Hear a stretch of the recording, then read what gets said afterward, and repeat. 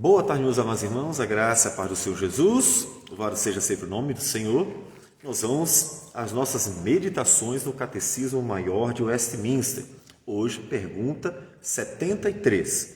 A pergunta é a seguinte: como justifica a fé o pecador diante de Deus? Segue a resposta.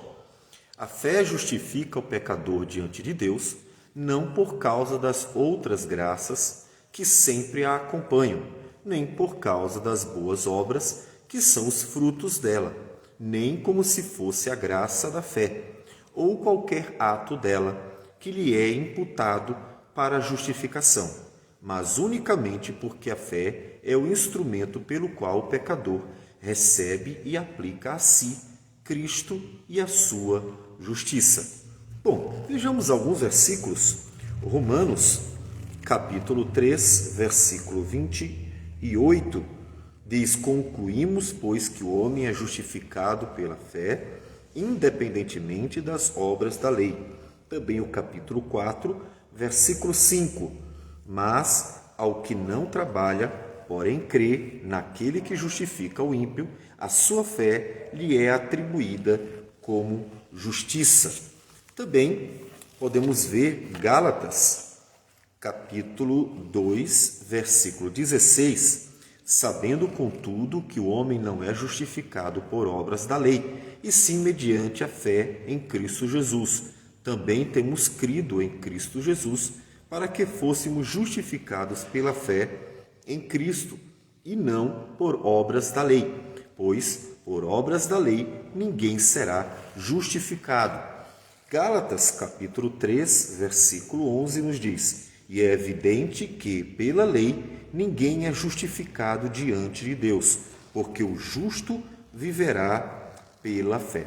Por fim, o Evangelho segundo João, capítulo 1, versículo 12, nos diz: mas a todos quantos o receberam, deu-lhes o poder de serem feitos filhos de Deus, a saber, aos que creem no seu nome.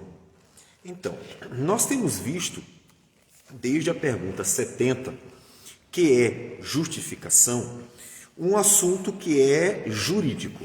A justificação é um assunto que precisa ser entendido dentro do ambiente jurídico. Então, nós precisamos lembrar que o universo que Deus criou, o cosmos que Deus criou, ou seja, toda a criação, possui 3 atmosferas, né? Uma realeza, um reino, tudo é um reino de Deus. Também um templo, né? O cosmos é um templo em que Deus é adorado. E um tribunal. Por isso que várias vezes a Escritura fala sobre o dia do juízo, que normalmente, popularmente, é tratado como o juízo final. Então, o cosmos é um tribunal. E nesse tribunal nós temos o seguinte, né? E isso é importantíssimo nós compreendermos. Nós temos o tribunal montado, né, que é o cosmos, e Deus, como justo juiz, assentado em sua cadeira para julgar todas as criaturas. Então, Deus é o justo juiz. Por isso que todos se encontrarão diante dele um dia. Além de Deus como justo juiz nesse tribunal, né, nós temos o fato de que todos os homens são pecadores, né, a humanidade é pecadora, e então estes homens pecadores são o réu.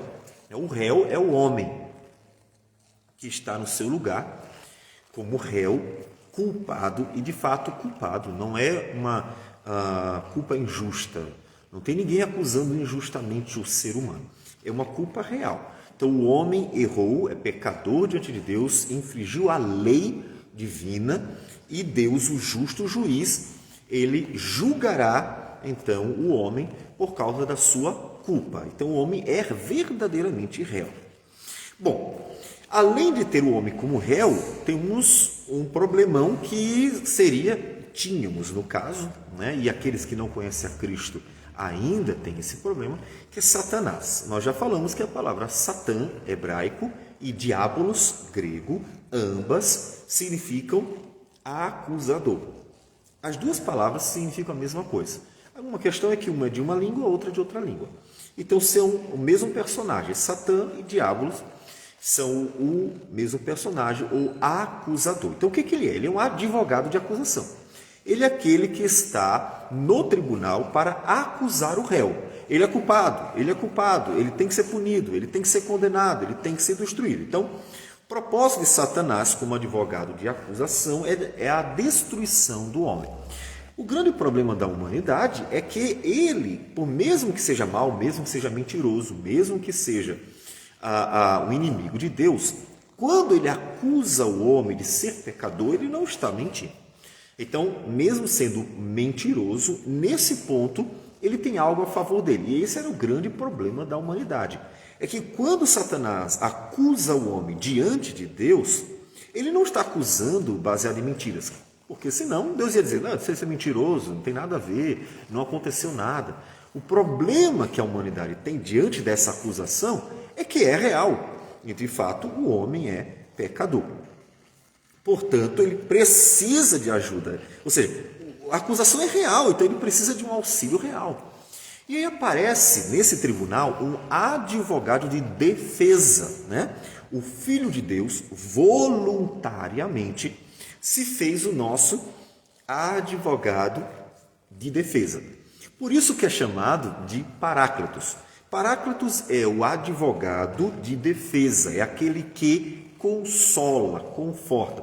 Observe que o consolo que Cristo traz a nós não é apenas dizer assim, tudo vai dar certo. O consolo é baseado em seus méritos, é baseado numa obra, é baseado numa defesa real que é feita em favor do réu, que está ali como culpado, mas alguém vai ajudá-lo, e esse alguém é o Filho de Deus. Temos que citar a primeira carta de João, capítulo 2, versículo 1, em que ele diz assim, filhinhos meus, estas coisas vos escrevo para que não pequeis. Se todavia alguém pecar, temos advogado junto ao Pai, Jesus Cristo, o justo. Ou seja, ele está ali para defender. Ele está ali para, inclusive, interceder em favor dele. Ele já realizou a obra, né, como vamos ver, e agora ele vai interceder em favor, mostrando, já foi feito. O advogado de acusação não tem mais razões para acusar, uma vez que o advogado de defesa conseguiu cumprir seu papel cabalmente defendendo o réu. Bom, até o Espírito Santo também é chamado de Paráclitos, né? O Senhor Jesus disse várias vezes, enviarei outro consolador. Lembre-se que a palavra consolador ali, que é a mesma palavra advogado em 1 João, dá-nos então a ideia de que nós temos um advogado intercedendo, nos defendendo. Não é um consolo como boas palavras apenas, né? É um consolo baseado numa obra, a obra de Cristo. E o Espírito Santo, ele vai aplicar esta obra de Cristo a nós, vai nos lembrar, inclusive, a obra de Cristo. Olha, quando o diabo te acusar, quando as pessoas te acusarem, quando você se sentir, então, indigno e, portanto, achar que não vai receber a graça do reino eterno, lembre-se de que já houve a defesa. Então, o Espírito Santo também faz o papel de advogado, aplicando à nossa vida a obra que o advogado primeiro realizou por meio de seu sangue, né, pagando a dívida.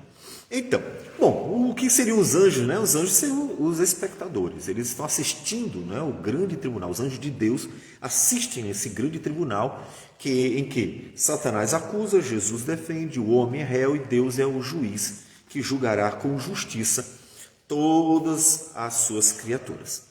Bom, então qual é o papel de Cristo? Né? Qual foi o papel de Cristo como advogado? O papel de Cristo foi tornar-se um de nós para representar a raça humana. Então ele tem que ser exatamente um de nós.